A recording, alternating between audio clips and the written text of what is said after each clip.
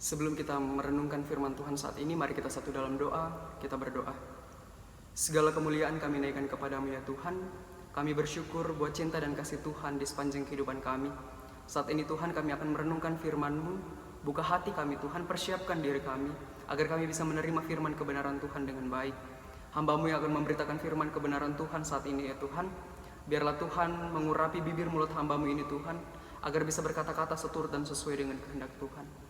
Ini doa kami Tuhan, ini kami anak-anak-Mu yang siap untuk merenungkan firman-Mu. Di dalam Kristus Yesus, haleluya, amin.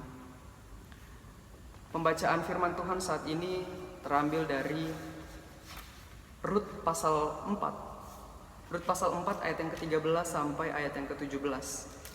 Lembaga Alkitab Indonesia memberi judul Rut menjadi istri Boas. Lalu Boas mengambil Rut dan perempuan itu menjadi istrinya, dan dihampirinya lah dia. Maka atas karunia Tuhan perempuan itu mengandung, lalu melahirkan seorang anak laki-laki. Sebab itu perempuan-perempuan berkata kepada Naomi, "Terpujilah Tuhan yang telah rela menolong engkau pada hari ini dengan seorang penebus. Termasyurlah kiranya nama anak itu di Israel. Dan dialah yang akan menyegarkan jiwamu dan memelihara engkau pada waktu rambutmu telah putih. Sebab menantumu yang mengasihi engkau telah melahirkannya, perempuan yang lebih berharga bagimu dari 7 anak laki-laki." Dan Naomi mengambil anak itu serta meletakkannya pada pangkuannya, dan dialah yang mengasuhnya. Dan tetangga-tetangga perempuan memberi nama kepada anak itu. Katanya, pada Naomi telah lahir seorang anak laki-laki. Lalu mereka menyebutkan namanya Obed, dialah ayah Isai, ayah Daud. Shalom Bapak Ibu dan saudara-saudara yang kekasih dalam Tuhan. Kita bersyukur bahwa Tuhan begitu baik dalam kehidupan kita, sehingga kita masih diberikan kesempatan sama Tuhan untuk bersama-sama merenungkan firman kebenaran Tuhan pada saat ini. Tema perenungan firman Tuhan saat ini yaitu kuasa Allah mendatangkan kebahagiaan. Kuasa Allah mendatangkan kebahagiaan. Bapak Ibu dan saudara-saudara yang kekasih dalam Tuhan, ada ungkapan yang mengatakan bahwa kehidupan manusia itu seperti roda yang berputar. Kadang hidup manusia itu berada di atas, artinya manusia dengan mudah dan tanpa beban menjalani kehidupan mereka. Lalu kadang manusia itu hidupnya berada di bawah, artinya merasakan bagaimana sulitnya menjalani kehidupan. Selama kita hidup di dalam dunia ini, tentunya kita pasti akan mengalami dan merasakan pasang surut kehidupan. Selama kita hidup di dalam dunia ini, tentunya kita juga pasti akan merasakan dan mengalami suka duka kehidupan. Tapi kita harus bersyukur dan kita harus yakin dan percaya bahwa Tuhan punya rencana indah atas kehidupan kita. Seperti yang dialami dan dirasakan juga oleh Rut dan juga Naomi dalam pembacaan kita saat ini, yang mana mereka juga merasakan pahitnya kehidupan. Mereka merasakan pasang surut kehidupan, mereka merasakan suka duka kehidupan. Tetapi Tuhan punya rencana indah atas kehidupan mereka. Nah, Bapak Ibu dan saudara-saudara, mari bersama kita belajar melalui perenungan firman Tuhan saat ini, bagaimana kisah Rut dan juga Naomi merasakan kuasa yang luar biasa dari Allah. Sebelum kita lebih lanjut dan lebih jauh merenungkan firman Tuhan saat ini, saya mau mengajak Bapak Ibu dan saudara-saudara melihat bagaimana konteks kehidupan Rut, bagaimana konteks perjalanan kehidupan Rut. Jadi Rut ini adalah seorang wanita yang berasal dari Moab, yang kemudian Rut ini menikah dengan anak dari Elimelek dan juga Naomi. Elimelek dan juga Naomi ini punya 2 anak laki-laki, yaitu Mahlon dan juga Kilion, dan 2 menantu yaitu Orpa dan juga Rut. Namun Bapak Ibu dan saudara-saudara yang kekasih dalam Tuhan, kurang lebih 10 tahun kemudian suami dan juga kedua anak laki-laki Naomi ini meninggal dunia. Dan tentunya ini menjadi duka yang amat-amat mendalam. Bukan hanya bagi Naomi saja, melainkan juga bagi Rut dan juga Orpa. Kehidupan mereka berubah. Yang awalnya mereka hidup dengan penuh sukacita, namun setelah kepergian orang yang mereka sayangi, mereka sungguh kehilangan segalanya. Ibarat rumah yang awalnya rumah itu penuh dengan cinta, rumah itu penuh dengan kasih, menjadi kosong tanpa kehidupan.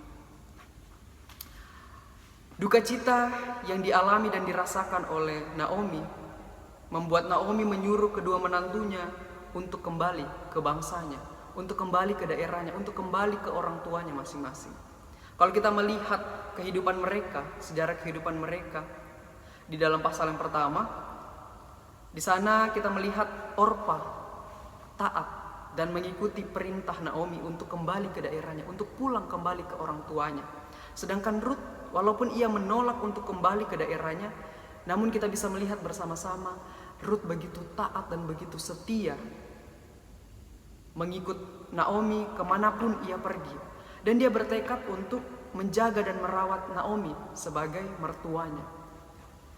Bapak, Ibu, dan saudara-saudara yang kekasih dalam Tuhan, dari sini kita bisa menemukan betapa taatnya kedua menantu Naomi, yaitu Orpa dan juga Ruth. Walaupun bentuk ketaatannya kita bisa melihat ya ada perbedaan. Dan sungguh luar biasa Bapak, Ibu, dan saudara-saudara yang kekasih dalam Tuhan, ketika kita melihat perjalanan kehidupan mereka, terutama perjalanan kehidupan Naomi dalam pembacaan ini. Suka duka yang mereka alami, suka duka yang mereka rasakan, terutama Naomi yang ditinggal oleh suami dan juga kedua anaknya.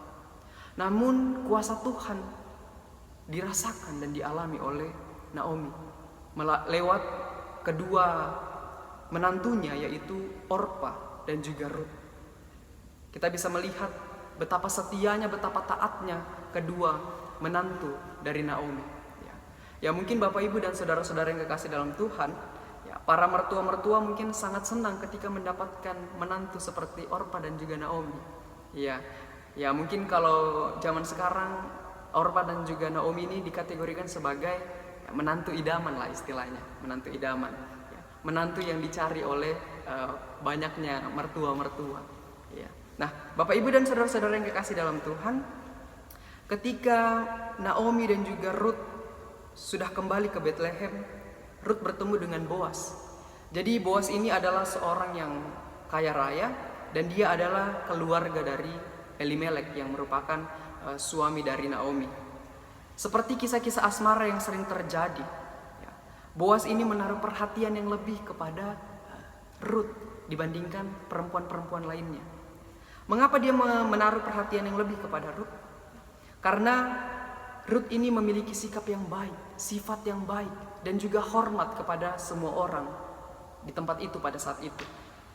Sehingga dalam pasal 4 ayat yang ke-13a dikatakan bahwa lalu Boas mengambil Ruth dan perempuan itu menjadi istrinya dan dihampirinya lah dia. Boas terpanggil untuk menebus Ruth. Boas terpanggil untuk menjadikan Ruth sebagai istrinya, menjadikan Ruth sebagai pendamping hidupnya. Luar biasa Bapak, Ibu, dan saudara-saudara yang kekasih dalam Tuhan. Kita bisa melihat di sini kuasa Allah mempertemukan Ruth dan juga Boas di dalam ikatan pernikahan. Kuasa Allah membuat Boas memiliki tanggung jawab untuk bisa menjaga Ruth dan juga keluarganya. Walaupun mungkin Ruth tidak pernah tahu kehidupannya itu ke depan akan seperti apa, masa depannya itu akan seperti apa. Tetapi pada intinya dia terus berserah kepada Tuhan. Dia terus taat dan setia kepada Tuhan.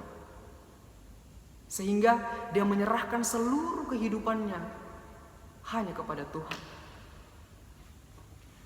Dan apa yang terjadi? Tuhan memberikan sosok yang begitu luar biasa untuk mendampingi Ruth, yaitu Boas. Bapak, Ibu, dan saudara-saudara yang kekasih dalam Tuhan, kita bisa melihat bahwa ini adalah bukti nyata bahwa bagi Tuhan tidak ada yang mustahil. Walaupun kita melihat Ruth ini dan Boas ini masih memiliki hubungan keluarga, tetapi kuasa Tuhan lagi-lagi memberkati mereka dalam ikatan pernikahan. Nah, Bapak, Ibu, dan saudara-saudara yang kekasih dalam Tuhan, melalui pernikahan ini, hidup Ruth itu benar-benar dipulihkan. Begitupun juga dengan Naomi. Pernikahan Ruth dan juga Boas itu bukan hanya menjadi sukacita bagi kedua belah pihak, bukan hanya menjadi sukacita bagi Naomi saja, melainkan menjadi sukacita bagi seluruh penduduk Bethlehem pada saat itu, yang turut merasakan kebahagiaan dan juga sukacita yang dialami dan dirasakan oleh Boas dan juga Ruth. Nah, Bapak, Ibu, dan saudara-saudara, kebahagiaan yang mereka rasakan itu terasa lebih lengkap ketika Tuhan menganugerahkan, mengaruniakan kepada Ruth untuk mengandung dan melahirkan seorang anak. Ya, kita bisa lihat di ayat yang ke-13 bagian A. Di bagian B, maka atas karunia Tuhan perempuan itu mengandung lalu melahirkan seorang anak laki-laki. Bapak, Ibu, dan saudara-saudara, terlihat sangat jelas bahwa perbedaan kehidupan Ruth yang dulu dengan kehidupan Ruth yang sekarang. Perbedaan kehidupan Naomi yang kemarin dengan Naomi yang hari ini. Apa yang membedakan Bapak, Ibu, dan saudara-saudara? Ruth telah menemukan penebusnya, yaitu Boaz. Sedangkan Naomi juga menemukan penebusnya, yaitu melalui anak dari Ruth dan juga Boaz. Kalau kita melihat di ayat yang ke-14 dan ayat yang ke-15, di sana dikatakan, sebab itu perempuan-perempuan berkata kepada Naomi, terpujilah Tuhan yang telah rela menolong engkau pada hari ini dengan seorang penebus, termasyurlah kiranya nama anak itu di Israel. Dan dialah yang akan menyegarkan jiwamu dan memelihara engkau pada waktu rambutmu telah putih. Sebab menantumu yang mengasihi engkau telah melahirkannya, perempuan yang lebih berharga bagimu dari 7 anak laki-laki. Terlihat dalam ayat ini bahwa perempuan-perempuan pada saat itu memuji Naomi atas kelahiran seorang penebus bagi Naomi. Selain itu mereka juga memuji Ruth yang begitu setia dan begitu mengasihi Naomi sehingga melahirkan seorang anak laki-laki di tengah kehidupan mereka. Dan Bapak, Ibu, saudara-saudara yang kekasih dalam Tuhan, yang menjadi hal yang unik dan juga menarik dalam pembacaan ini, bukan Ruth dan juga Boaz yang adalah orang tua dari anak itu yang memberikan nama kepada anak itu. Bukan juga Naomi yang adalah nenek, ya istilahnya, yang adalah nenek dari anak itu yang memberikan nama kepada anak itu. Melainkan perempuan-perempuan yang ada pada saat itu yang memberikan nama kepada anak itu. Kita bisa lihat di ayat yang ke-17 Bapak, Ibu, dan saudara-saudara. Dan tetangga-tetangga perempuan memberi nama kepada anak itu, katanya, pada Naomi telah lahir seorang anak laki-laki. Lalu mereka menyebutkan namanya Obed, dialah ayah Isai, ayah Daud. Menarik Bapak, Ibu, dan sangat unik. Bukan orang tuanya yang memberi nama, melainkan perempuan-perempuan pada saat itu yang memberikan nama. Nama yang mereka berikan adalah Obed, yang artinya pelayan. Sungguh menjadi sukacita yang besar bagi Ruth, bagi Boaz, dan juga bagi Naomi, bahkan seluruh penduduk Bethlehem pada saat itu, atas hadirnya Obed di tengah-tengah kehidupan mereka. Mereka memberikan nama Obed agar dia menjadi pelayan yang akan mengisi kekosongan hidup Naomi dan juga mengubah kepahitan itu menjadi sukacita. Kehadiran Obed di tengah kehidupan mereka bukan hanya menjadi pelayan bagi Naomi, melainkan juga menjadi pelayan bagi bangsa Israel. Nah, Bapak, Ibu, dan saudara-saudara yang kekasih dalam Tuhan, kita bisa belajar bersama-sama dari kisah Ruth dan juga Naomi pada pembacaan kita saat ini. Tidak ada yang tahu bagaimana masa depan seseorang, tidak ada yang tahu dan tidak ada yang bisa memprediksi masa depan seseorang itu bagaimana. Melalui pengalaman Ruth dan juga Naomi, kita bisa melihat bagaimana kuasa Allah begitu besar atas umatnya. Karya Allah dan anugerah Allah itu tidak akan pernah gagal untuk umatnya yang taat kepadanya. Selagi kita memiliki pengharapan kepada Allah dan selalu percaya bahwa kuasa Allah akan tercurah di setiap situasi kehidupan kita, maka yakinlah bahwa bagi Tuhan itu tidak ada yang mustahil. Kalau saat ini kita merasa bahwa beban hidup kita sangat-sangat berat, sampai-sampai kita kehilangan pengharapan, mari Bapak, Ibu, dan saudara-saudara, kita datang sama Tuhan. Kita berserah kepada Tuhan, kita berharap sama Tuhan. Jangan malahan kita menjauh dari Tuhan. Kita harus mendekatkan diri kita sama Tuhan. Jangan juga kita, bukannya curhat sama Tuhan, kita malah curhat di media sosial, curhat di Facebook, pasang status, curhat di Instagram atau di WhatsApp begitu ya. Tetapi kita harus curhatnya kepada Tuhan, bukan kepada media sosial. Yakin dan percaya bahwa ketika kita punya pergumulan, kita harus datang sama Tuhan. Karena Tuhan akan membuat rencana yang begitu indah di dalam kehidupan kita. Nah, Bapak, Ibu, dan saudara-saudara yang kekasih dalam Tuhan, jangan menganggap masalah itu adalah kesedihan. Karena bukan hanya dalam kebahagiaan saja Allah mendatangkan kuasanya. melainkan di dalam duka pun Allah mendatangkan kuasa-Nya. Kepergian seseorang dari dunia ini itu juga merupakan kuasa Allah. Allah yang memanggil mereka. Nah, Bapak Ibu dan saudara-saudara yang kekasih dalam Tuhan, saya pun juga pernah merasakan ditinggal oleh orang yang begitu saya kasihi, orang yang begitu saya sayangi, orang yang begitu berharga dalam kehidupan saya. Saya merasakan bahwa pada saat itu saya berada di titik terendah dalam kehidupan saya. Saya merasakan kesedihan, saya merasakan penderitaan, saya merasakan duka yang amat-amat mendalam. Tetapi saya merasakan juga bahwa Tuhan berjanji tidak akan meninggalkan umat-Nya yang setia dan taat kepadanya. Nah, Bapak Ibu dan saudara-saudara, seperti juga yang dialami dan dirasakan oleh Ruth dan juga Naomi. Berkat ketaatannya kepada Tuhan, mereka mendapatkan pemulihan dari Tuhan, sehingga mereka merasakan sukacita dan kebahagiaan atas pemulihan itu. Saya teringat satu lagu Bapak Ibu dan saudara-saudara yang mengatakan seperti ini.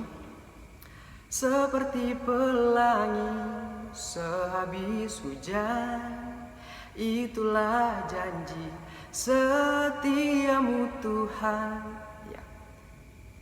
Lagu yang begitu menguatkan buat orang yang banyak sekali pergumulan. Dari lagu ini kita bisa melihat karya Allah begitu nyata dalam kehidupan kita. Karena di balik duka yang kita rasakan, Tuhan mendatangkan pelangi yang indah. Tuhan mendatangkan rencana-rencana yang indah untuk kehidupan kita.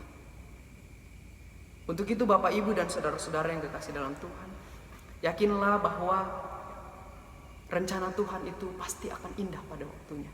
Tuhan sudah mempersiapkan rencana-rencana yang indah di dalam kehidupan kita.